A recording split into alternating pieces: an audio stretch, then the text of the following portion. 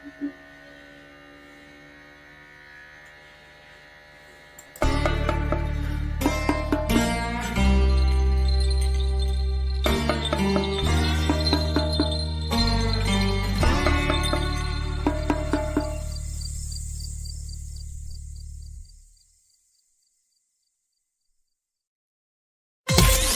are watching and listening to Chris and Leicester Till I Die TV on YouTube and your favourite podcasts. Hi everybody, Jerry Taggart here. Now be sure to watch Chris and Leicester Till I Die TV by subscribing on YouTube and following them on social media for all the latest Leicester City news and information. Come on you foxes!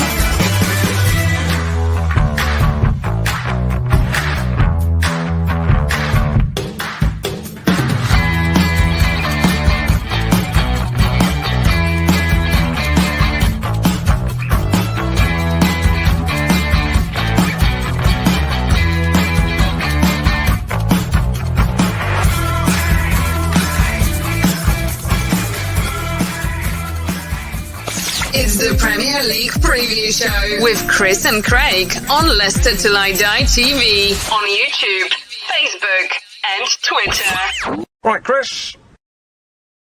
All right there. All right at the back. How are we doing? Welcome along. It's Leicester Till I Die TV. It's back. Proper football is back. How the devil are you all? Have you missed it? Or were you totally glued to your TV set watching Harry Kane equal Gary Lineker's record? Yeah, I wonder why he wanted to play against San Marino, eh? Oh, honestly, why? That was a separate show on Tuesday. You may or may not have seen it. Welcome along. We've got a bit of a different layout starts tonight, so hopefully it's going to work. Knowing my luck, it probably won't. This is where you can watch and you can listen to Leicester Till I Die TV.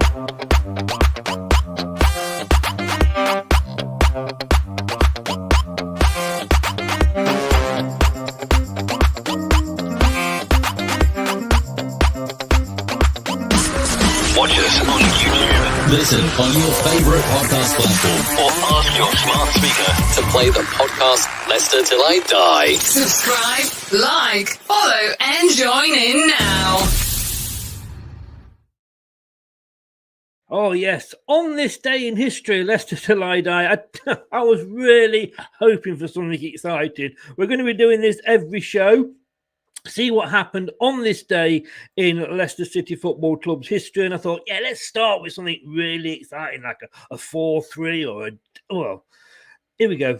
This is what we've got today. Saturday, the 19th of November, 1966. What were you doing in 1966?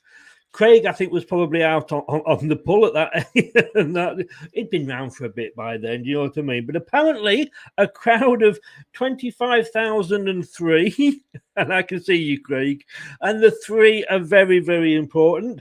We're at Filbert Street, and they saw goals from Leicester City strikers Mike Stringfellow and Derek Dugan. Yes, the old Doog used to play for Leicester, not just Wolves. And they clinched a 2-1 win over West Bromwich Albion and took the Foxes up to 6th in Division 1. Now, if you're of a certain age, Division 1, ask your parents. Because that used to be the Premier League in the good old days. This is the Premier League preview show, as we are going to be looking at Leicester City Chelsea. Are you ready? Ladies and gentlemen, it's time for the main event of the evening. 60 minutes of football fun and banter with Chris and Leicester Till I Die TV. Are you ready? Let's get ready to rumble.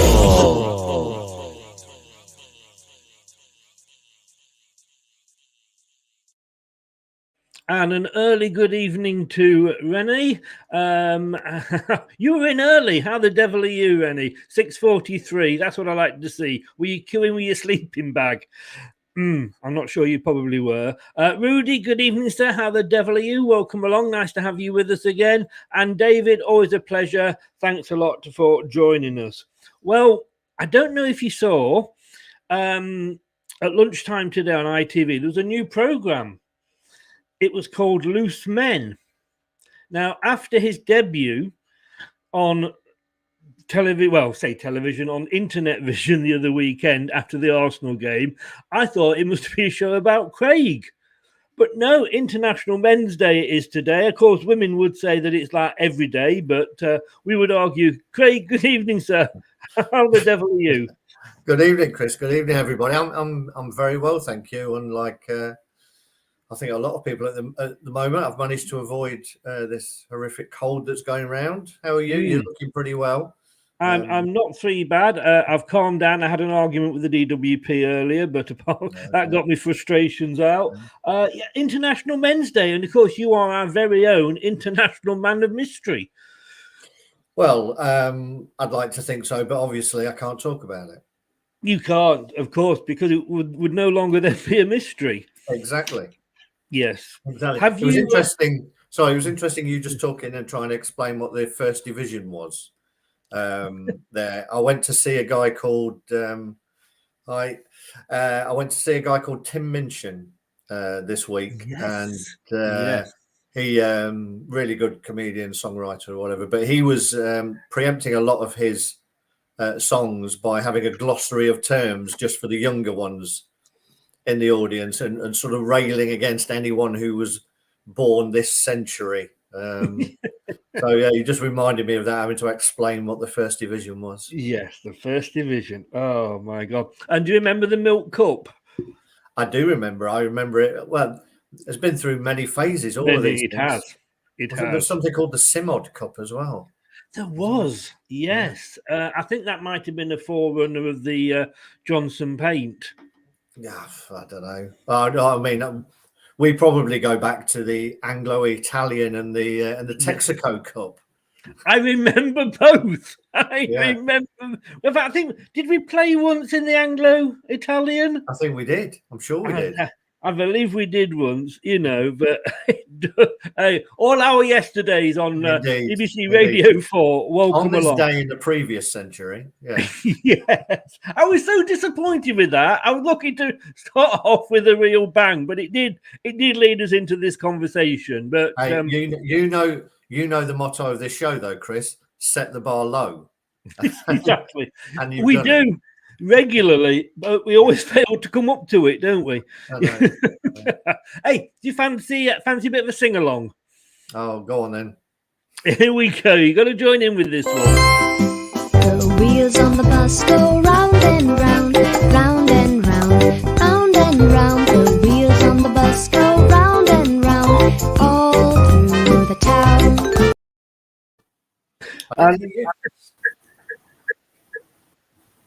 Oh, hello. I didn't hear you singing. I bet you muted us when you played the video, didn't you? I did, because I don't think the world is ready for us yet. I've wasted that now. the modern day Righteous Brothers, eh? Yeah, not sure about that one. No, unrighteous probably. Yeah. Ankit, welcome along, sir. How the devil are you? Big Chelsea fan. Did a preview with him during the week, which was sort of he pre-recorded his questions. I pre-recorded my answers, and he did a very good job of mashing them together. And then YouTube contacted me saying, this gentleman's using your videos. Do you want to block him? It's like the old days of Stevie Wonder and Paul McCartney doing their videos on different sides of the Atlantic. Yes, I'm not sure which one I am, but there we go. Yeah, I'm saying nothing. No. Can't wait for the game. This break's been far too long. It certainly has. And as he says then, and yes, please do smash the likes. And Ollie's at the wheel. Yes, still.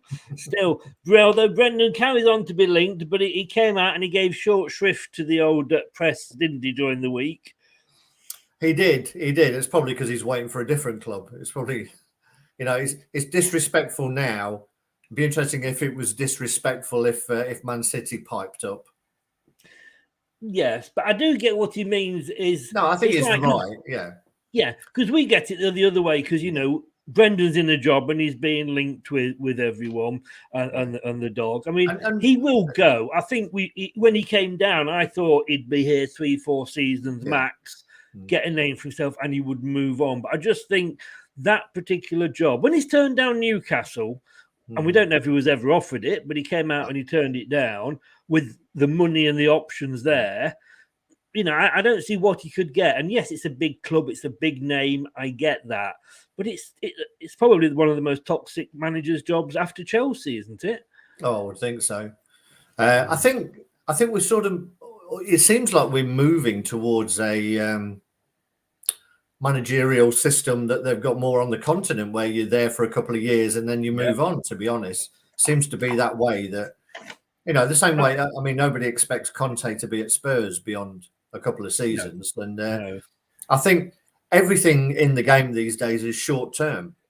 So managers don't get 5, 6, 7 years to pull a team together or a squad together.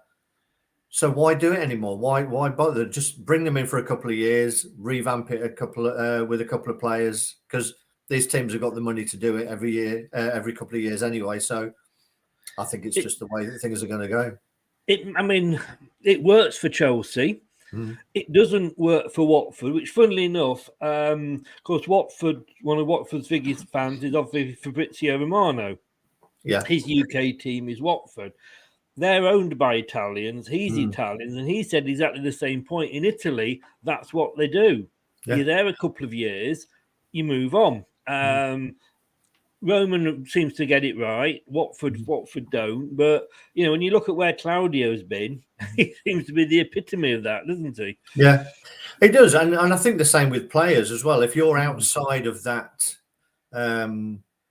top 6 or top 4 or top whatever it is in whatever country, I think fans get used to the fact that they will have players for a couple of seasons and they will move on, and then they will be they'll be replaced by the next bright young thing. And I think we just have to get used to it, to be honest. And we do want to grow, but obviously the Premier League is the hardest league in Europe, probably in the world, to make a consistent breakthrough. I think you'll get teams now and again, but you're going to get to a point where you're starting every season where there's 10, 12 teams who think they can finish in the top 6. And I just think that's the way it's going. And you've got to sort of be a little bit realistic that you can't have it every year. And I think football, has already changed tremendously. I mean, we were having a laugh then about the Simod Cup and all those, but football itself has changed. And I was talking on another channel during the week, and I think there's so many millennials, if you like, that don't remember. For example, Man United fans think that they've got this God-given right to be winning the league season in, season out, or at least being top 4, but they haven't got a God-given right because a lot of them, though, are too young. They don't remember the pre-Alex Ferguson years when Man United weren't that good, weren't finishing top 4 year in, year out, despite the fact that they're a big name.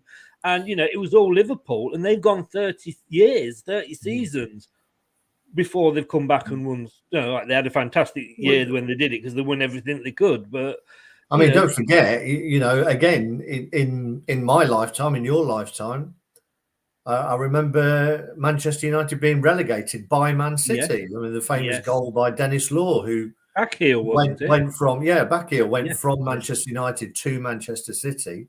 That's rarely going to happen these days. And then scored a goal to send them down to the old second division, the Championship, as it were. Yes, yeah. And the other thing that makes me laugh about this is that whilst Ollie and Brendan have both been at the both been managing in the UK at the same time. So Brendan at Man United, Brendan, fraudulent slip there. Brendan at Leicester, Ollie at Man United. Ollie has always finished above us. Yeah. In the league, and yet, but then they say, well, you've won the FA Cup and you've won the Champions Cup of England. Yes, people call it the Community Shield, the Super Cup, as I like to call it. But hey, it's a strange old game, as somebody once said. But we're back with the Premier League, the aforementioned Premier League, this Saturday. King Power, oh God, it's an early kickoff. I hope they're going to set their alarms. You can watch it on BT Sport and you can listen to it on BBC Radio Leicester, lcfc.com/radio, which I've got to be totally honest with you, is probably the best. I love Jerry Taggart on that. And apparently is now also on Talk Sport as well. You're going to be there, young man. I will be there indeed. Looking forward to getting back inside the stadium and hopefully a better performance than we put up the last time we were there. And the last time we had an early kickoff. Yeah, but I mean, it's a big week for the club. You've got Chelsea now. Teams are starting to position themselves. We're seeing Arsenal coming back. Spurs are going to be better than they were now that Conte is there. We can't afford to keep dropping off the pace. And then obviously we have the huge game in midweek in Europe as well. Yes, yeah. I mean, it would just be like Leicester to turn the season round and go, say, to the semis in the Europa League and just do everything the hard way. That's the Leicester way, isn't it? Well, it'd be nice. Maybe we're going to have one of those seasons where we do it the other way and we start getting players back towards the end of the season rather than losing them. Yes. I mean, I'm going to jump ahead to this one at the moment, but this is how things sit at the moment. Chelsea in first with 26, and I mean they're my pick to win the Premier League, and nothing so far I've seen has changed my mind on that. We're down there in 12th at 15th. We're getting the excuses week in week. It's early days yet. It will come right, and things will turn around. How long can we keep saying that? This time last season we were in the top 4. Here we're not even in the top 10. It's got to happen sooner rather than later, hasn't it? Well, it has, but then you can add on to the end of that, or what are we going to sack Brendan? We all talk about this, about not wanting him to go to Man U, this, that and the other. He's coming out saying, I'm happy where it is. Do we get to the point where, we're into the new year, we're into the end of January and we're out the FA Cup and we're in 14th spot and questions are being asked about him? I think sometimes managers have got some money in the bank, as it were, in terms of what they've achieved. And as hard as it is to watch, when you've been used to success and being up there, I think a lot of teams, particularly teams like Leicester, in the past it's been the same when Everton were up there regularly. Teams have a blip of a year, maybe this is our blip of a year, but I think you've got to sort of stick with it as hard as it is. Oh yes, I mean, I've always said I'm calling this our reality check year. But you say money in the bank. Ranieri is probably laughing at you with those words as they came out of your mouth, because you can't get much richer in the bank than the Premier League, and he went. I know what you mean though, but I just think if we do have a bad season, you've got to look at the bigger picture, and you've got to look what Brendan is building. Yeah, some managers, he's come in and.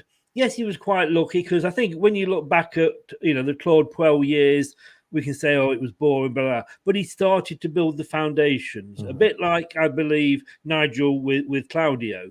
And I just think that you've got to look at what Brendan's trying to do. And this is the first time we've had a squad this big where we can integrate and swap round, and it might just be taking a little bit of time to sort of bed in.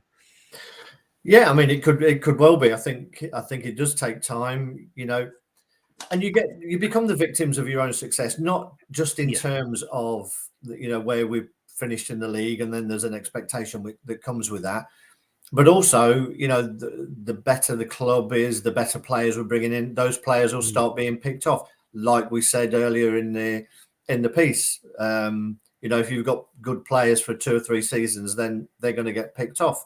Yeah. And that's probably what's going to happen to us. And it is really only Europe that's going to keep those players here. I mean, we've even seen Schmeichel coming out apparently over the last few days and saying that he wants to play in the Champions League again before he finishes his career. Now, what's the chances of him doing that here at the moment? Yeah. Probably not, which means he's looking to move. So I think I think we're in for an interesting, and I use that word sort of advisedly.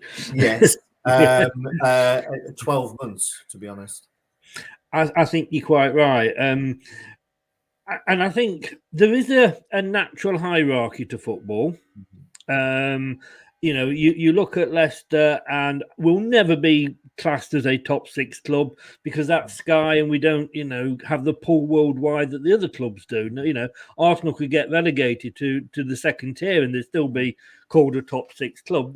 That's how it works. But we are always going to have our players picked off. But then, a Man United could lose their players to a Real Madrid, So there is that hierarchy, and I'm just wondering if we don't see Fofana sat on the bench or in the close to the team in the stands, is he in the changing room having a quick word with Abramovich?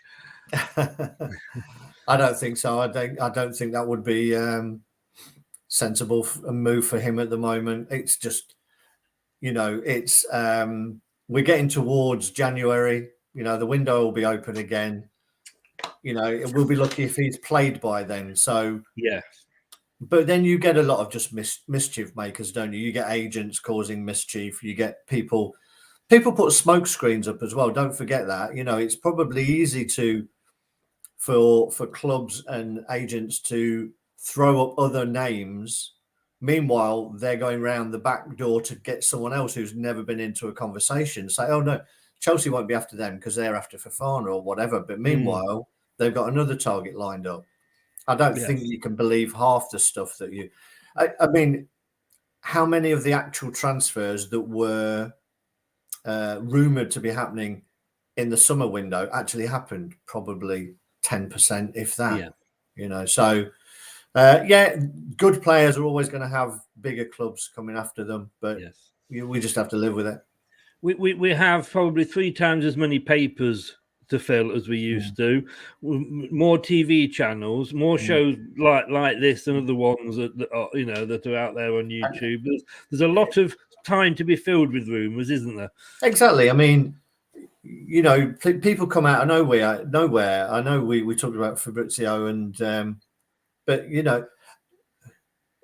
I love the guy, but who is he? Where is he suddenly in all of these clubs and got all of these people giving him information? I'm not sure, but these reputations build, and the only way they maintain these reputations is by breaking more and more stories.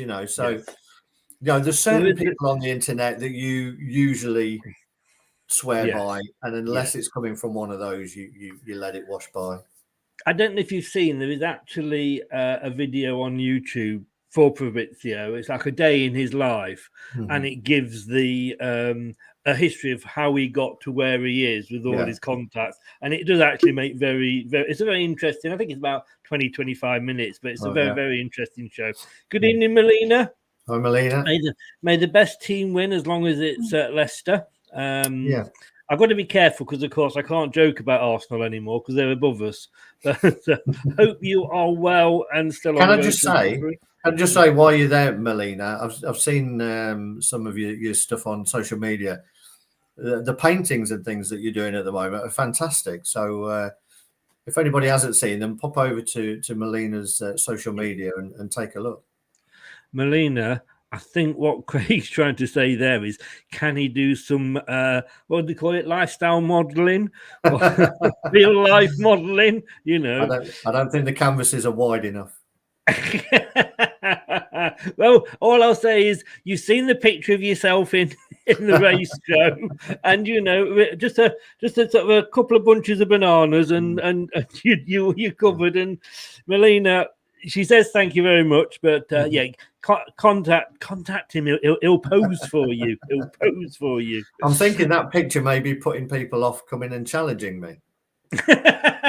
Indeed, it may be. It may be. Like Andrew says there, half the time it's agents stirring things up. Yes, it so is. And like I say, papers to fill. And you look at the Mercury, and to be honest with you, the Mercury used to, exactly, you know, it used to have, you could trust that the local guy knew somebody at the club and would be breaking stories. Now it's just taken off News Now or whatever it is, and you click on a story and the actual there's like one line that refers to the headline. It's total clickbait these days, the Leicester Mercury's.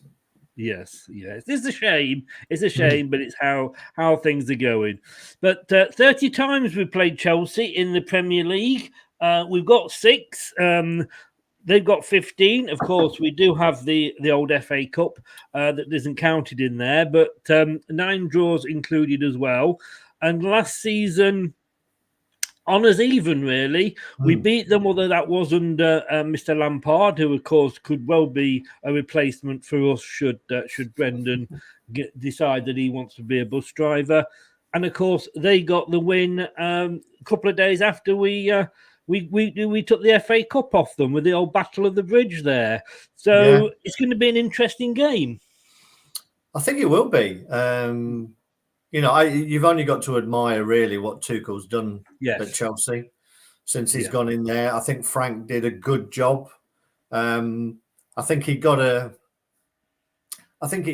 he sort of lost his way a little bit because he put so much faith in the youth, and almost that was his ticket. That was his big red bus from Brexit or whatever, that he was going to promote youth, and then all of a sudden. Yeah.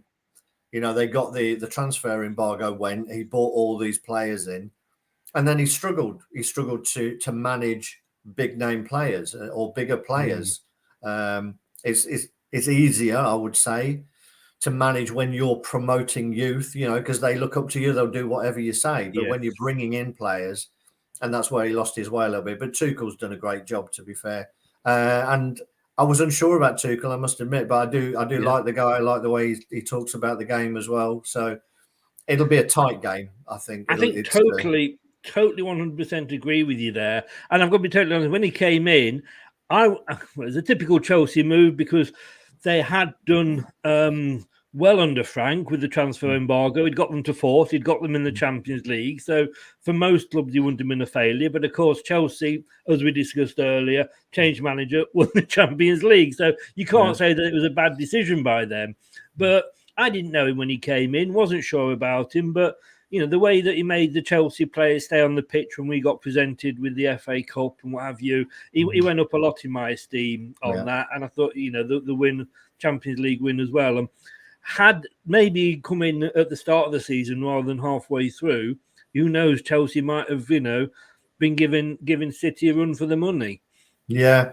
And I think there will be. It's no surprise where they are at the minute. I think they've got a really good squad as well. It's not just an 11 or 13 players. It's a really good squad, deep squad. And, you know, he's not afraid to mix it up as well. And it's not been to the detriment of the team. I mean, you've got Aspilicueta, who can't seem to get a game at the moment. He comes in now and again, but then you get Chalobah coming out of nowhere and having a run of games and looking like he's been there for years as a top player. Obviously, he's been at the club for years. you get Alonso. Alonso started the season fantastically well. You know, came back in out of the cold, as it were. All of a sudden, he's put to one side, Chilwell's in, and then Chilwell starts playing really well. Yes, and banging goals in as well. Yeah. Excuse me. So he's managed this way of rotating the team as well without upsetting anyone. And that's the sign of a really good manager. Pep does it, Klopp does it, and now Tuchel's doing it. Yeah, no, he does indeed. Welcome back, Ren. You got your message earlier. You obviously came in and then it was too cold in your sleeping bag waiting for the doors to open and you went. We're good. Hope you are too.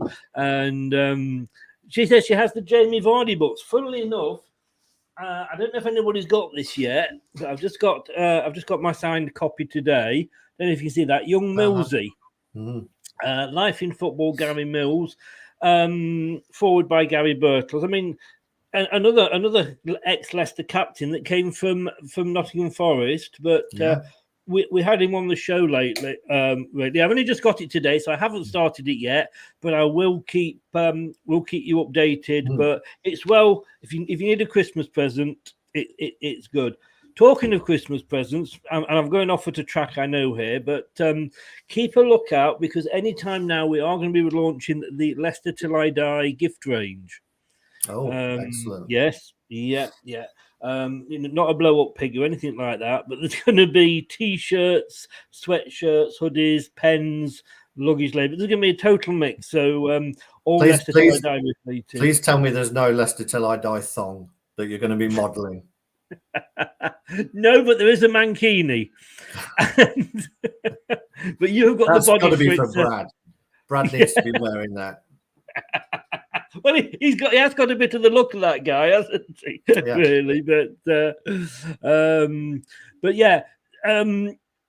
Looking at his injuries, Tuchel has been saying that it's unlikely that Lukaku will play. Which is good. Same with Werner, which maybe isn't because he if he plays he doesn't score. And Kovacic, is it Kovacic? Kovacic, yeah. It's easy for you to say. So they've got a few injuries, but of course we've got Tillerman's out. I suppose it had to happen, didn't it? Yeah, I mean, he had that massive run, didn't he? I think he was the current holder, wasn't he, of current record for the most consecutive games played in the Premier League by an outfield player, which has sadly come to an end, and in seemingly innocuous circumstances as well. And that seems the story of us, doesn't it? You know, we had Barnes and James Justin, I think, were both seemingly innocuous things that kept them out for a while. But, I mean, this is a challenge for Brendan. I mean, what's he going to do without his quarterback, Chris? I mean, well, it's I didn't say it. I thought I'd let you say it there. Yeah, he's got some decisions to he's got a big decision to make, and it'll be interesting to see how he goes. And I'm glad we're not doing a pick a team because I'm not sure what he's going to do. Well, to be honest with you, I think the pick a teams are very hard this season because, you know, there are so many teams that are making so many changes, you know. Neil, good evening to you from Beyond the 90, Great Leicester channel. Go and check it out. Just make sure on Sunday, please make sure that Ant's got his step ladder with him post-match. Andrew says here, and I'm not buying everybody something, by the way, but if you want to sign up, because you can subscribe and become a member of Leicester Till I Die TV. If you become a gold member, there's bronze, silver, and gold. Gold members will get you a discount on Leicester Till I Die merchandise. So check that out on our homepage. And Andrew says, are you doing a Leicester Till I Die Willy Warmer? Talking of gold members. Hey, boom, boom. Indeed, I like that one. Well, there's going to be 2 versions available, Andrew.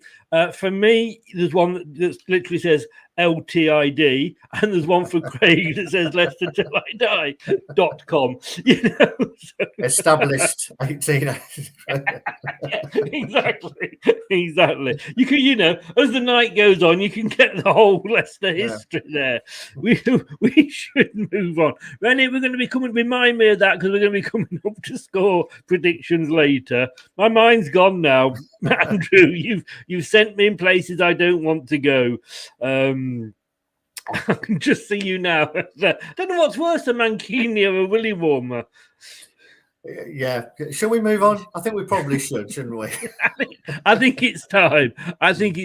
Let's look at the form. That's the right thing to be looking at. But let's look at the form going into this game. I mean, you know, it is the top for a reason. You know, most people's, including my own prediction to win the league. You know, they've beaten Southampton, Brentford, but a bit like us, you know, they were under pressure. Norwich, well, what can you say? I mean, that was sort of an England San Marino type performance, wasn't it? I'm surprised Harry Kane wasn't playing for him. Well, he probably thought if he could get a game, he would have get a few goals.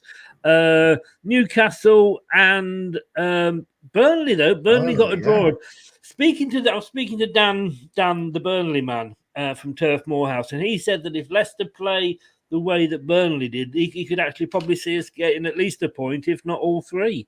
The problem is, if we played the way Burnley play, we've got every chance of being relegated. Yeah, there is that. That is very, very true. But I think Leicester's form, obviously, if we look at that, that's the, you know, it's not the worst form you've ever seen. You could say we've only lost one in 5, but it's just the inconsistency. I think I think the thing to take from that is there's probably only one good performance in there, and that was the Man United one. So even though we've got 2 draws, they were not great performances, and the Brentford win wasn't a great performance either, which is more worrying. I mean, normally you would say, well, if you're playing badly and getting a result, then you know things are going to be all right. But we're not. You know, we shouldn't be getting drawn. And I think this is the thing that, you know, if we look back to, these were games that last season we would have been winning. Like you say, Crystal Palace, we only got 2 goals because they made 2 mistakes. Yeah. We're not creating enough, are we? No, that's an issue. You know, we were creating a lot and we were taking a lot last season. You know, sometimes you have those. You know, obviously it wasn't a perfect season. It wasn't far off. You know, we were 1 game shy of almost having a perfect season. But you're not going to get that all the time. And we're just finding it a little bit tough at the minute. And here's how you come through it. I mean, in years gone by, I don't like harping on about, you know, years gone by, but a bad season years gone by would have been a relegation battle and probably a relegation on the back of it. So our bad seasons are now sort of mid-table, which is progress of some kind, I guess. It is, but then, like you say, you know, success builds expectations. It does, and you know, I feel in a way we've almost been like 2 seasons ahead of our you know, equal teams, if you like. I mean, you know, what we've achieved in the last 2 years, you've now got other teams, Arsenal coming back, you've got West Ham doing well, you know, you've even, you know, Brighton having a good season. You know, teams like this that last few seasons weren't, you know, we wouldn't call them competitors, but, you know, for that 5th, 6th place, but suddenly there's a lot more in the mix for those places. There is, and as I say, I think it's going to be like this going forward year on year now. I think teams, I've said it before, if you stick around in the Premier League long enough, you earn enough money to be going and picking off some really good players from around Europe. So any team who's not in European competition, you know, anyone in the Premier League can go and pick off their best players. So it's going to get stronger and stronger. And, you know, it's, I mean, you've got a couple at the bottom these days. So it makes it harder for anybody coming into the league to do really well. I mean, you tend to get one who does well. You know, we had Leeds last season, but others are struggling. And the danger is the flip side of that, as the Premier League gets stronger and stronger, your bad season puts you in more danger of being dragged into something, because everyone around you is doing well. So it's something that needs to be arrested, this sort of slip. And as I say, it's more about performance for me. I think if you get the performance, the results will follow. If you're getting some results but your performances are dipping, then your luck tends to run out. Yes, yeah, and the old season so far, and that is very, very small for me. I don't know how big it is for you, so I'm just going to try and get this up on another computer so I can read it out. The ones that I tend to look at on this is, and this is it, chances created per match. We're at 1.09, and you've got Chelsea at 2.27. Yeah, you know what? I'd like somebody to actually explain what that chances created per match was, because I think in the Man United match alone, what we had, didn't we have something like 22 goal attempts or whatever? I mean, how many of those? And we've only played 11 games. Even if they were classed as a chance each, there's 2 per game. So I'm not sure how they work that out, to be honest. It's one of those like predicted goal type things, but. The other worrying one, which I think we know how this one's worked out, clean sheets. We've had one. I've heard about that. Yeah, as I say, I didn't want to keep harping onto the past, but clean sheet? No, can't remember them. No. Maybe we need to sort of get the old pizzas out again. But first day of the season, all joking aside, Chelsea have had 7 out of 11. Yeah. I'm not saying, I'm not saying, I don't think you can necessarily blame Casper, because I think a goalkeeper can only be as good as the defenders in front of him. And we know we've had a lot of trouble with, our defence this season, because you can't expect a goalkeeper to save everything all the time. They'll do what they can, but it is a problem. And it's just... the injury crisis does seem to have got worse since we've got rid of was it Dave Richardson or the medical guy at the club? Dave Rennie. Dave Rennie, that's it. Yeah. What? Because we went through we won a Premier League on the strength of hardly any injuries, and this season, is that does that end up at Brendan's door because he made that decision and brought those people in? I don't know. I mean, it's been interesting because people are saying, I've heard a few people, I think Fofana came out this week and said it, and that he was surprised at the intensity of the training. Yeah. Now, because he said you play in France, and he said you virtually don't touch anyone. It's almost like tag rugby. But he said here it's really intense. And he talked about, I think, his first day when Vardy two-footed him, I think, just to sort of welcome him to the club. And I'm not even sure that was during training. But he whether it is that intensity, whether it is their methods, we're supposed to be in a facility that's one of the best in Europe for looking after player welfare. Now, obviously, we've had these injury problems for the last few seasons before we've gone in there, but you do need to look at it, and certain teams have gone through similar things. I mean, Liverpool seem to have had a lot of muscle injuries as well over the last few seasons, particularly going through their midfielders. So I don't know. It's an interesting thing, and it's a closed shop, isn't it? So no stories ever come out. I mean, do you think that? I mean, normally, if we're having a good season, and we have had a couple of good seasons, these sort of things tend to say, we've still got fifth. We know we've had a lot of injuries. Christian Fuchs, bless him, was coming on with his, Zimmer frame and getting a game.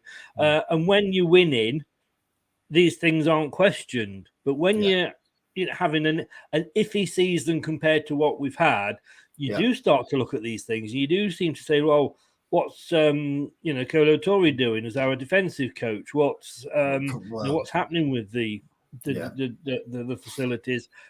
And there are a lot of these questions popping up all of a sudden. Yeah, it's like anything, is it's bound to be when things go wrong, fingers are pointed, and when things are going well, everyone's a star. But you're quite right in saying that the year we won the league. Never get tired of saying that, do you? No. I don't. I never get tired of looking over my shoulder either.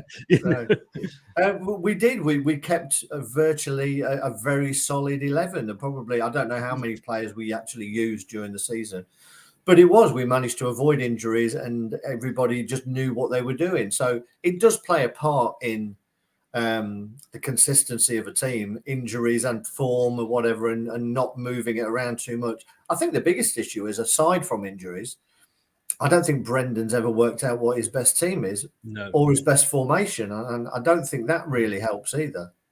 No. I mean, I remember during like you say, though, let's not get fed up with saying it, the championship winning season, we had the freezer, the crypto cryo freeze thing, whatever it was. I know Boris Johnson tried to do similar during the election and hide in a big freezer. I don't think it's worked out quite as well for him. No. But these if something's working, why aren't we kind of still doing it? I just don't. Like you say though, things will be pointed at when we are not doing so well. Yeah. And what we'll do is we're going to have a look at some of the players when we come back, and we'll bring them in a few comments, and we'll be doing that straight after this. It's the Premier League preview show with Chris and Craig on Leicester Till I Die TV on YouTube, Facebook, and Twitter.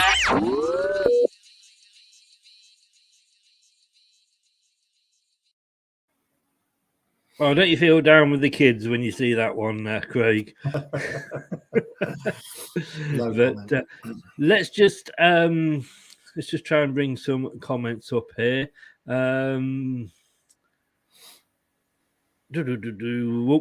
go past the Willie Warmer comments. Yeah, Neil, we'll leave your comment out as well. Although it is quite funny, but I can't put that up. Rennie, Chris, do you want Jamie Vardy or Daka in the starting 11? I've got to say I want Jamie, because I think he does well against these teams. Scored more goals against the top six than any other player. Yeah, I think I can understand people sort of clamouring for Daka, but he's going to be one of those that's going to have to be sort of phased in over time. I think you can't expect him to be the answer to everything. He's got to learn what the Premier League's all about. He's had a couple of great games, and then he's had a couple of quiet games. So, but that you expect that. So, yeah, for me, I don't think you can look beyond Jamie. No, I want to let you answer this here first of all, and then I'll come in with mine. But Renee's question: do you want Jesse Lingard or keep James Maddison? I don't see why you would get rid of Maddison if you were bringing Jesse in. I know you could make an argument, say they're better or similar players who play in a similar position, but there's nothing wrong with improving the squad and competition for places. I mean, on their form, let's put it this way: on last year's form, you would say Jesse Lingard all day long, probably, based on what Maddison did. The year before, Jesse couldn't get a game at Man United, and Maddison was playing great. So form comes and goes. I think Maddison will come back. What Maddison needs to do is obviously realise now how far down the pecking order he is in terms of the World Cup that's coming up at the end of next year. So if he wants to be part of that squad, he's really got to start turning some performances up on a regular basis, because before it was that some players, same with Harvey Barnes, they were there, they were on the periphery, and now people are coming over them as if they're stuck in the inside lane on the motorway. Emil Smith-Rowe now has gone past him as well. You can't afford to be putting in run-of-the-mill performances and one decent performance every 3 or 4. So he's got to step up. So long-winded answer. and not really giving an answer either. So I would take Jesse definitely, but not. Sorry, Brad. Not if we have to lose Maddison. Yeah. I've got to say, I'm not sure on that one if you're any wiser or any, but for me, I'll keep mine a bit more straightforward. I'm sorry, I would keep Maddison every day of the week. For me, yeah, I mean, he's going through a good period, is Lingard, but we all know that won't last. Yes, he came on and he scored for England. Oh, yes, we were probably playing Andorra, Angola, Madagascar, Faroe. So we were playing one of those teams possibly. He played well. He's still living off the back, I do think, of his West Ham loan. But I don't think he's consistent. That's the thing with him. He's not a consistent player. And, with Leicester, like you say, with Barnes, is maybe taking a step back. But they've had their injuries, and that's the thing. And when they're not coming back into a team that's full of confidence. So, no, I mean, for me, Maddison, I've got to be honest with you. Now, here's, ladies and gentlemen, where it is going to get interesting, because we are going to pick, or I'm not going to pick, my wise old owl is going to pick our combined 11. Now, who will get in there? Will it be full of Leicester players? Will it be not full of Leicester players? Or is it going to be a nice split down the middle? Go. Let's see what Craig has. Let me get rid of that, and then we'll see what Craig has gone for. So we've only done. I think we've only done this once before, because recently we've been playing teams where I've said there's only going to be one or two of the opposition getting in. I think we did it for. Yes. We said that for Leeds, there was no point. Brentford, no point. There's a lot of point to this one, because this is tough, and that. There's only a few. There's 2 or 3 positions here, particularly a couple where it could have gone either way. And yes. I think I've probably tried to balance it up a little bit, but it'll be interesting because, I'm sure there's a lot of people who are going to disagree with my choices. But then that's why the comments box is there. So it'll be interesting to see what people say. It is, and of course we've got to say that this is all opinions, and it is only opinions only. So we will bring some opinions up at the end of it. But first of all, your goalkeeper. Well, what we've also got to say is we're basing this on everyone being fit. So this is right. This is fit squads. This isn't who's likely to play. So this is if everyone's fit and playing at their best, what would be the combined 11? So right. So even players that are injured, we are taking it the fact that if they were fit. Yep, no, that is good. I am happy with that. It makes sense. So who were you going for? A 4-3-1-2 there?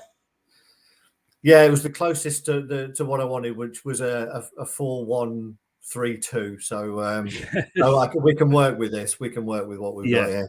Yeah. So goalkeeper, again, one that could have gone either way. To be honest, I've been really impressed with Mendy. I think he's very in a league where I don't think there's many imposing goalkeepers anymore. These are probably 2 of the most imposing. I think Mendy and Schmeichel, in different ways. But I think I've just tipped it to Mendy. If it was like, who would I want now? I think Schmeichel has been a fantastic servant for us. But right at this moment, I think I would take Mendy. No, I've got to be honest with you. I totally agree. I think he well, you can just. I know we've said it's the defense as well, but on this things the way they are now, yes, I can't argue with that. Let's just see if anybody yet has commented on the old goalkeepers. Andrew says he can't see Maddison ever playing again. Rennie's gone for Casper. Having said that, she's gone for 11 Leicester players, so I don't think she's going for I don't think she's going for the she's going for the combined 11. I think they've just said, "Yep, that's the best 11. I'm a Leicester fan. That's what's going to happen." Right? Do you want to go left and get it out the way, or shall we start on the right? No, let's go left. Let's do that. This is going to be interesting. There's so many to choose from, really. Yes. I think I think Alonso's a great player. Not so much a great person, for those who know his history. But I think he's a really good player. Thomas is obviously one for the future, hopefully. Castagna's been brilliant over there. And then we've got James Justin. And that James Justin, for me, it's sort of between James Justin and Chilwell. And I know, if I put Chilwell in there, it's really going to cause some problems for you. But Rennie's agreed with you there. Yeah, it's difficult because of he does have defensive frailties. We know that. I think Chilwell, but yeah. I'm so close to putting James Justin in, but we've seen James Justin for the best part of a season and a bit, and I think he will go on. If he comes back the player that he was when he left us, he's going to be a superstar. So his time will come, but for now, I think I'm going to have to go with Chilwell. I mean, he's back in England. England squad again. He was out of that for a while. I know, I still can't justify the hate that he got when he was at Leicester. He was at Leicester. He was England's number one left back, and you don't get that by being the bad player that a lot of fans did it. But Leicester fans, or a section of Leicester fans, I should say, do seem to like to have a scapegoat each season, and I think it was Chilwell, and you can't blame him wanting to leave, and wanting to better himself. We've got to, we all sit here and we all moan and say, oh, he's been going here and why is he leaving and going there? We do it with jobs. Yeah. So, it is. But no, I agree. At the moment, Chilwell, he's playing well at the moment. You can't. He is, and he's got a goal threat in him as well. He's probably scored more than he's probably scored more than Maddison this season, I would have thought. No, indeed, and he scored some good goals for us. Let's not forget. And he can. Well, he nearly got one in the FA Cup final. Of course, nearly, not quite. What a shame. No cigar there, Ben. No cigar. But no, I agree with you. I would go for Chilwell as well. Right back in the dressing room again. This is so tough. So tough because I really like Reece James. I think he's a fantastic right back. He'd be in there for England for me. But having said that, you've got Trent Alexander-Arnold. For those who don't know much about football, you've got Kyle Walker. Can't stick Kyle Walker if nobody had worked that one out. But I think I think Reece James is a great player, and again, he's got a goal threat, and this is worrying for tomorrow, to be honest, isn't it? The goal threat that comes from all over the place. But to be fair, a little bit, I have tried to balance this up a little bit, and at the best of his game, when he's at the top of his game, Pereira is still a fantastic player. So I'm just going to nudge Ricardo ahead of Reece James. Right. Let's have a look if I think it actually comes under Ricardo. Yes, he does. There we go. So Leicester have got one in. Which is, I must admit, it's one more than I thought we'd get in the defence at the moment. So Rene said there, Reece or Ricardo. Well, that was your tough decision there. Yeah. And it could again, if she'd gone for Reece James, there's no way I would have argued with that. Yeah. But again, this is why Chelsea are top of the table. You can't look, I did a show the other day and it was compared. I don't know if I told you whether we've spoken since, but it was the current West Ham United squad comparing it to the Leicester squad of 15-16 when we won the Premier League. And could West Ham do it because they're the most likely, or even get into the top four? And it was really hard to compare players that have played 11 games to a team that had played 38 and won the Premier League. Yeah. I think it was something like 9-2 in favour of Leicester, and everybody kind of accused me of being biased. But I'm saying, well, we won it. We won the damn thing, and Chelsea are top for a reason, and it's because they have got these good players. Centre backs, whichever one you want to go for first. I'm easy. Well, let's go right side. So next to Ricardo. Yeah. Again, this is based on if everybody's playing at the top of the game. Yeah. Plus, I've taken other things into consideration, their age and bits and pieces like that. Yeah. But so for me, Fofana is going to go in there. I can't argue with that at all. And I don't think the Chelsea chairman would argue with you at all there. I think if he had his way, he would have him in there as well. Agree, totally agree. Rene's gone, Johnny or Silva. Dare I guess at the last one? Well, go on then. I'm just going to because think, whether it's a certain Dane at all. I'm sitting here changing my mind. Are you? Yeah. So I'd love you to have a guess. Well, I'm thinking you're going for Vestergaard. Yeah, and I think you're just being facetious there, Chris. Well, maybe. Yeah, he is when he's at the top of his game, and I'm sure he's had one game where he's been top. Yeah. I'm really torn between two players here, and neither of them play for us. Ah, right.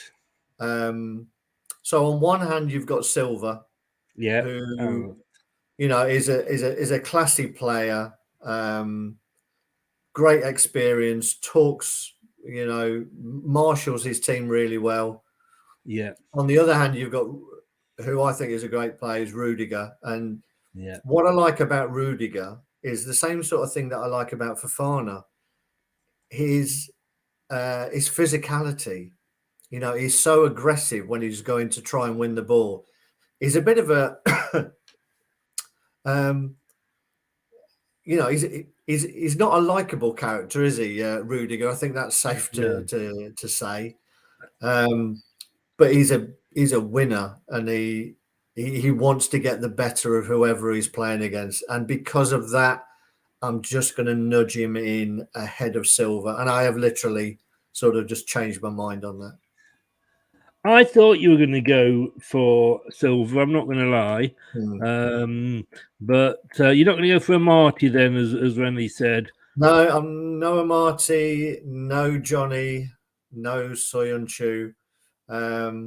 He's no slouch either, Rudiger. I think he's got a bit of a pace, but because he's aggressive, he sort of manhandles his players out of the way before the ball even gets.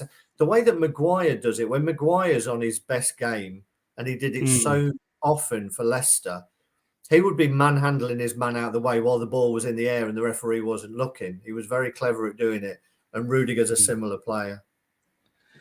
I mean, I've got to say, Craig, I'm damn impressed that you got two Leicester players in there at the moment. It was very close with Pereira, I must admit. Well, I know, and like I say, I could have understood if it had gone that way. Now, again, I have a feeling because we're talking centre, defensive defender here, defensive midfielder here. It's going to be between two, isn't it? And this, to me, is probably going to be your hardest decision of this. I'm guessing we're talking Mr. Kante versus Mr. Ndidi. No, it's Kante and Chowdhury. let's just stick Chowdhury in then. Let's just go for it. Yeah, it is Kante and Ndidi, and Yes. Jesus, I mean, you talk about, I had this conversation with someone at work today, and you talk about the qualities of one player, and then you start saying, yes, but what about this? What about the other? I think if we had both players at the peak of their game, I think Kante would walk it, because I think he was just phenomenal. And what I like about Kante, people talk about Kante just being a defensive midfielder, but I think it's often overlooked that when he gets the ball and sees a space to run into, he's a fantastic ball carrier as well. For those who can remember it, when we won the league, the game up at Man City, the Mahrez goal was started by Kante seeing a gap, winning the ball, seeing a gap, and charging into it before giving it to Mahrez. And he was fantastic at that, and he still does that to a certain extent. With Wilf, I think you have a bit more power. Probably you've got a bit more of an aerial threat as well. So defensively, he offers more from sort of free kicks, corners, or whatever. I'm going to go with Ndidi, and I'm going to base that now on the fact that he's 24 and he's sort of coming into his prime. Kante is, I think, 29, 30. And just sort of maybe his best days are behind him a little bit, but that is probably the closest decision of the whole lot as to which way to go. Ask me again tomorrow, and I'd probably change my mind. I was very listening to you intently there, very interested in that decision, because I was asked the same question on a show earlier in the week, and the funny thing was I said exactly the same as you. If we're comparing then for Kante, sorry, now for sort of what Kante was like then when he was at his peak. Well, he's not past his peak, no, he's but not. And indeed, I would have to go for Kante as well. But I actually did go down on the side of Ndidi purely because he has got those few years on Kante and could he's obviously going to get better. I think players do. So that was very, very interesting, and you could have sort of read my script and read it back out, to be honest with you. It's worrying that we're agreeing, Chris. I know. This is it.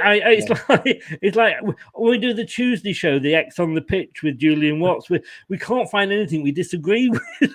We're just agreeing all the time. We need to start arguing more. Yeah. We have still got 5 plays to go, so we will see. I mean, I've got my Perez card ready to play at some point, so I'm sure you have as well. On the left of the 2 centre midfielders, you know what? I'm gonna leave this one till last because this is probably the most contentious one of all of them. Oh, right, okay. Excuse me. It is Perez then, folks. Right on the right side of midfield. I mean, it could be either of these two, but Tielemans. Tielemans has to be in any team. I think he's just a class act, and it's going to be the first time that we've had to play without him in a competitive Premier League game. So it's going to be really interesting tomorrow to see. 1, how we cope without him, but 2, who actually steps up. That will be the good question. I still don't know why this comes up as Akib Tielemans. Maybe that's his full name. I don't know. I don't know. Maybe it was always Yuri before, but now then,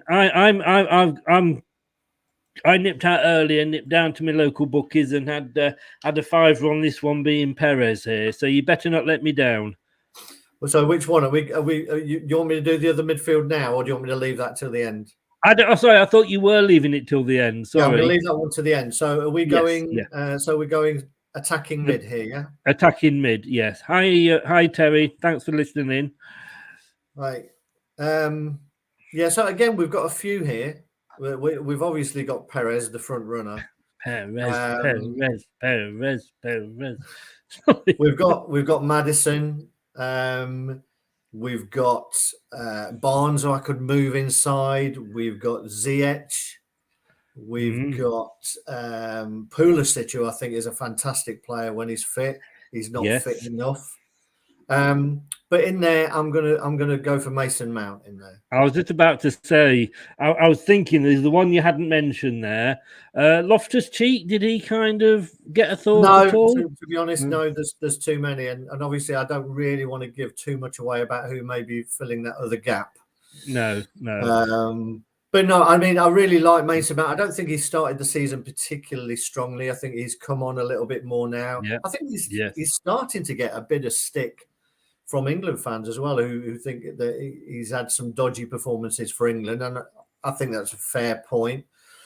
What I like about him, in the same way that I really like, Gallagher over at Palace, who obviously is a Chelsea player as well, so he's probably going to come back next season into the Chelsea team, is their energy. And I think if you look at Leicester's midfield, if there's one thing we lack, it's that energizing player, someone who is a busybody, all on the go. You know, going back to the likes of Muzzy Izzet, even going back a few years, who was that similar player who also came out of Chelsea. So that's what I like about Mason Mount. No, I agree. I've already filled it in for you there because you didn't put him in midfield. I presume you go for him. I am shoehorning him in. I've got to keep Brad's end up here, if you pardon the expression. I take it it's not going to be Perez. It's not, but I hope you've got some Perez merchandise in amongst all the stuff that you're bringing out. You're talking to the Willy Warmers earlier. Anyway. Who are we having on the left of the front two? We should have some bench warmers rather than willy warmers. Yay, boom. Are you on form tonight, Craig? I like it. Let's slip in a little Jamie Vardy there. Little slipping on his Charlie and his vodka. I think we could talk about these together because the other one's going to be Lukaku up front. So for me, I mean, you've almost got an ideal partnership there. You've got one who wants to look in behind, running behind, and then you've got Lukaku who likes coming into feet, playing it out, and then going in behind as well. So I think the two of them would work fantastically well together and give any opposition centre halves a really tough time. Again, the physicality in that. Wait for it, Renee. Wait for it. I think the two of them, non-stop running, the physicality. I think they would be a handful for anybody, to be honest, and I think they would work well as a pair. Yeah. Oh, sorry. Yeah. No, totally. I mean, it's amazing that Jamie Vardy, what is he now? Is he 34 or? I think he's just a couple of years younger than you, Chris. I think. He's 19 then, is he? I'm just looking here, and typical. Where do we go? Typical. They haven't got his age on the particular page I'm looking at. But but even now, and we know he's around there. I'm sure somebody will tell us his exact age. But and he's still getting into these teams, and not just our teams. He's being picked for the other best teams and everything. And it's amazing at his age, bless him, that he is still doing that. I think the thing is, and obviously he does have a dip in certain games where he doesn't sort of live up to the expectation that he's brought. But I think everybody knows what a on top of his game Jamie Vardy can bring, and I'm not sure there's anyone else like him in the league because he plays on that edge so well, and his finishing has improved. I think often he's. When he's not on the top of his game, he can snatch at things, which is disappointing. And you think another day he would have finished it. But when he is on his game and he's really confident, he's a fantastic finisher as well, off both sides. He'll go down into folklore at Leicester, and quite rightly so. I can tell you his height, and I can tell you his weight. but Yeah. they don't. Even on the LCFC page, they do not have Jamie Vardy's. Right, I'm going to go on to Wikipedia because at the end of the day, I mean, if you just put into Google how old is Jamie Vardy, I would imagine it's going to come up. Yes, but I would have thought it would have been on the Leicester website, wouldn't you? He's probably told him not to put it. 34. Well Hey, thank you. Well Rennie, you were close with 35, but no cigar. 34, basically the same number of minutes it took Chris to find it. Yeah, like you knew. You know what? If you put the three options up, I would have gone for 34. I would have stuck my little paddle up, and not on this show, you won't, mate. you keep your little paddle down. Hopefully, in your merchandise, you've got the Leicester City A, B, and C paddles that I will let you have for a small fee. I rang the guy that's doing it for me on Thursday. He wasn't available. He rang me back today. I missed his call, but I have got a list there of different things that I am going to try and get sorted out. I will add paddles to it just for you, Just bear with me. Yeah. Luca, good evening. Thanks for joining us. It's not a bad team, that at all. I must admit. Yeah. I will take that. Hang on, wait, let me just. This has to have this. If you're going to do what I think you're going to do, let me give you the stage, sir.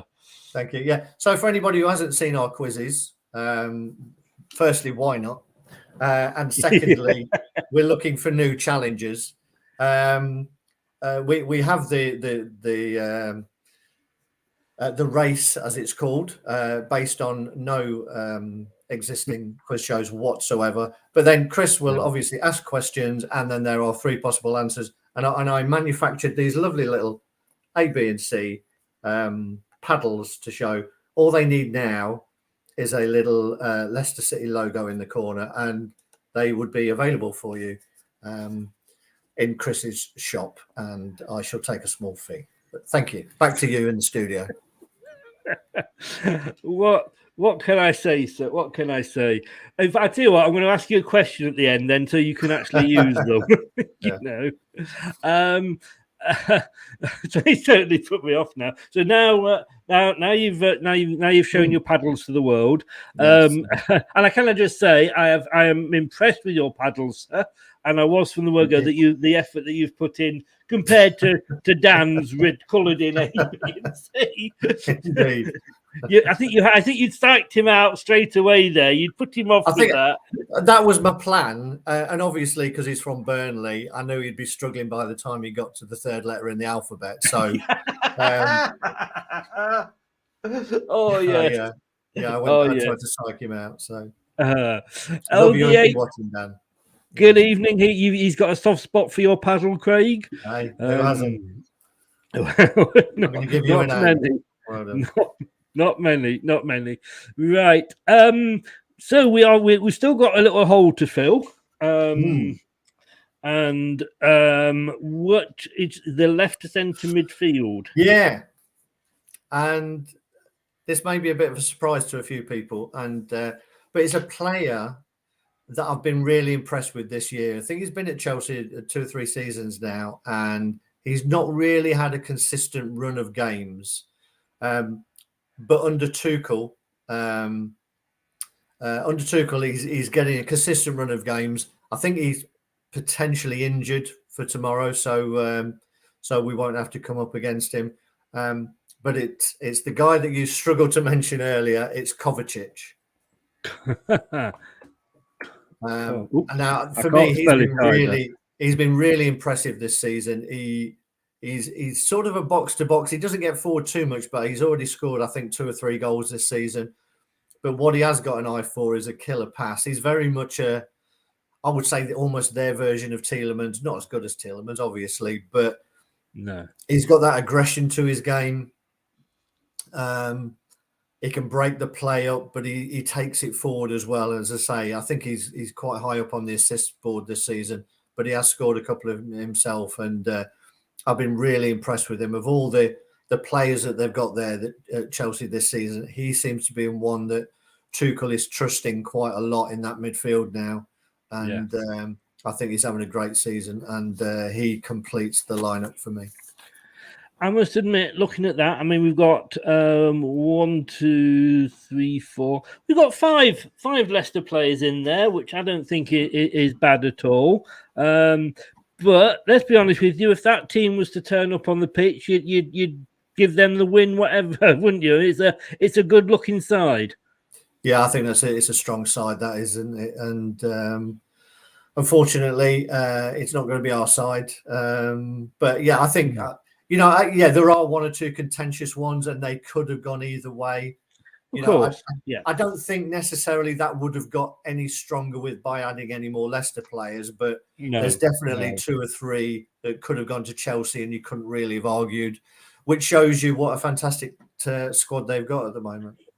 It is, and shows why they are where they are in the league. I mean, when you think, I haven't even mentioned Havertz, who I think is having a much better season this season as well, who could have easily taken that 10 spot where Mount is as well. So, I mean, you've got Werner, you've got Ziyech, you've got Pulisic, you've got Havertz, you've got Jorginho, who's having a decent season. You've got Azpilicueta, who's not in there, Alonso, Silva. I mean, when you think of the depth of that squad, it's amazing. And I think we're really up against it tomorrow, particularly without Tielemans. And I think Chelsea will see it through, and they will be that. Whether they'll get pipped, I don't know, but I think they'll take the fight right to the end of the season. Yeah. And I've got to say, I don't know who this guy is that's commented here, but he said there, no Perez. I think it's disgusting. I think we should do a Sky. We should terminate your contract. Have you signed the contract yet? No, I'm freelance. Right now, Ren has been asking about this all show, so let's bring it in now, and we will have a look straight after this at our predictions for the game. All right, Chris. This is Neil Razor Ruddock here. No, you're huge. A Leicester City fan. You run the website, Facebook, the Twitter site, Leicester Till I Die. That's what you are, Chris. Leicester Till I Die. I'm Leicester Till I Die. Anyway, Chris, well done for doing all the hard work for Leicester City. All the best, son. Neil Razor Ruddock. Aye, Chrissy. Aye. Never gets old. Unlike us. Unlike us. And can I just say that he is the gentleman on whom I base my physique on. So I think I'm getting very close to it. Well, we're going to have these are the scores that we do on LeicesterTillIDie.com. You can go on there and you can see the little league that we have with myself and the ex-players. I'm not doing very well in that. I'm not doing very well in predictions and anything at all this season. I've gone for a 2-2. Ian Marshall's a lot braver than me. He hasn't got the affiliation maybe to Leicester that I have, and he will vote against it. He's gone 2-0 Chelsea. Steve Walsh, he'll never vote against Leicester. He's gone 2-1 to City. Jerry Taggart and Ian Wilson have both agreed with myself and gone 2-2, or I've agreed with them, whichever way you want to look at it. And Steve Linux is agreeing with Ian Marshall, and he's gone 2-0 Chelsea as well. Well, what we're going to do here, Craig, is I'm going to say 3 scores here. We're going to go A, which will be a home win, B, which will be a draw, and C, which will be an away win. A, B. I haven't got the timer, so I can't tell you. Unfortunately, I don't need it. I am surprised, shocked there that nobody's gone for us to have a clean sheet. But I know. Who knew? Yeah. Who knew that would ever happen? Yeah. Well, drum roll. I am going to go. You're going to go for a draw as well. Wow. I am. I've got a little feeling this is going to be. I'm going to go for a 1-1. I think, as Dan mentioned, the way Burnley played against them, I think they're fallible. I don't necessarily. I can't see any team really turning them over this season. And winning by 2 or 3. I think they're going to be in any game, but they have been. Without Lukaku, they have shown that goals can be a little bit harder to come by. And even Lukaku was going through a bit of a barren patch just before he got injured. So I think it could be tight. And I'm thinking, I'm hoping that we can come away with a very valuable and well-earned point. Yeah, Rene covering himself there. Rene, are you a male or female, Rene? You got to let me know. I don't want to change your sex. Saying 2-1 Leicester or a draw. So yeah, can't go for a Chelsea win either. I mean, they've only lost one this season, Chelsea. But they've only let 4 goals in. I know. I know. And they've scored 27. Yeah. It's ridiculous, isn't it? Really. I mean, he's got that balance. You talk about how it's difficult to get the balance. Some teams will go all out attack, but they'll let in, like Leeds did last season, and Villa probably to a certain extent as well. They weren't tight at the back, but they would try and score more. But he seems to have managed to find the blend of keeping them out at the back. They always say, don't they, the best teams are built on a tight defense, and same with us when we won the league. I think that's probably about 6 or 7 times we've managed to mention that we've actually won the league. But I think never enough, sir. Never enough. We had a really tight defense as well in that season. I think we had that run of 4 consecutive 1-0 victories. So yes, I think Tuchel's got that right. He's got that defense pretty sound, and then he's got the talent in front to go and score goals. So I think a 1-1 will be a great result. And when just looking here, the one team that beat them was Man City, and it kind of, most people would say that's the 1 and 2 this season. So, it is looking very scary. Unfortunately, I don't think yes, the point would be grateful, and I'd probably jump at the point now, but I don't think it would do us an awful lot of good in the great scheme of things moving forward. And this is the difference, because I think this time last season we would have been talking about possibly a Leicester win or a Leicester going for it, but kind of obviously with the season we're having, we kind of sort of let's take a point, But we know, as I say, we beat them in the FA Cup. There's another nod to a trophy that we've won. If there's any Spurs fans watching, and have you had a Red Bull? Have you had a Red Bull, Craig? So we know we can beat them. But we've got to be on the top of our game. And I think, sadly, we're going to have to be on the top of our game just to get a point tomorrow. Yes, I think you could be right. But then this is Leicester City. And it's football, and that's why we love it. It is. It could be anything. Craig, thank you so much, young man. You're welcome. Do you want to just mention before you go again, what did we win in 2015-16? I think we won the Premier League, amazingly, and then we won the FA Cup last season. And don't forget the Community Shield that we also... the what, sorry? Sorry, the what? Oh, sorry, the English Super Cup. Thank you, sir. Thank you. We do not use the CS phrase on this group or these shows at all. So the English Super Cup, quite right, sir. And you are looking for contestants to take you on in the race, which is a straight shootout quiz between yourself and opposition fans. And of course, we also have the big fat football quiz named after myself. When you set the questions, we've got a couple hopefully coming up on that. So we have, yes, but if anybody wants to come up, and I know Dan and Brad are both game for a rematch to avenge their defeats. But if anybody wants to come and try, then that's fine. And I think sure it's only it's only a matter of time before I'm knocked off my perch, I'm sure.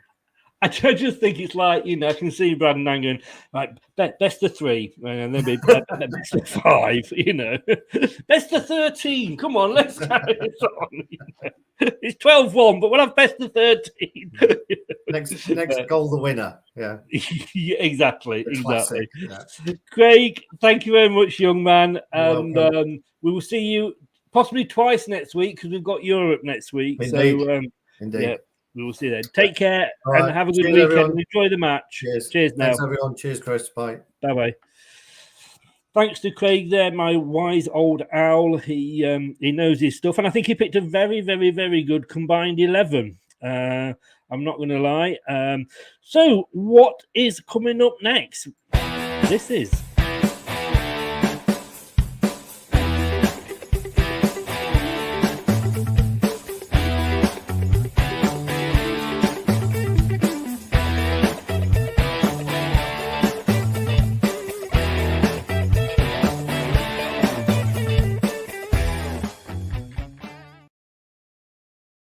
It is tomorrow. Where are we? I've got my flu jab in the morning. I'm glad I've just reminded myself of that. About 3 o'clock, if I'm back in time to watch the match, we will have the post-match show with Brad. So 3 o'clock tomorrow, we will be back for that. And if you missed the show today, well, don't worry. This is where you can catch up on Leicester Till I Die TV on YouTube or on your podcast, your favorite podcast platform. And that includes Apple, Spotify, Google, Podcast Addict, Anchor, to name but a few, or via your smart speaker. Just asked it to play the podcast Leicester Till I Die. Thanks to watching and everybody who watched, and thanks to everybody who listened on the podcast. And a special thank you to Renee. Thanks for joining in, mate. Some good questions in there for us. Ankit for joining us. Melina, Terry, everybody that joined in. Thanks very much. It always helps. Words and pictures. Thanks very much as well. It's on BT Sport tomorrow at 12:30 kickoff. Another early start. Let's hope they've got their alarm clocks with them this weekend, eh? We hope. But thanks everybody for watching. Thanks everybody for listening, and thanks to everybody that joined in. We'll see you tomorrow at 3 o'clock for the post-match show. Have a good one. That's all, folks. Hello, Matt Elliott here. Be sure to watch Leicester Till I Die TV on YouTube and follow all them social media platforms for all the latest updates and news on Leicester City Football Club.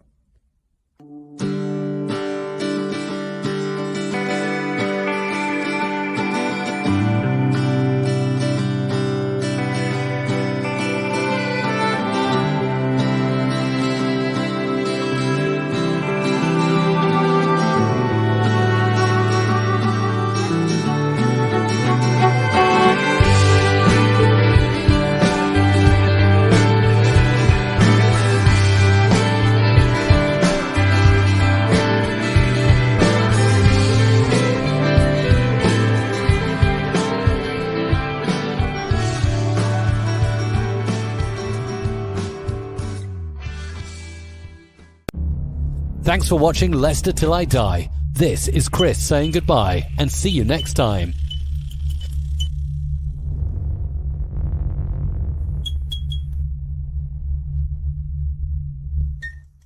Some people are on the pitch, they think it's all over. It is now.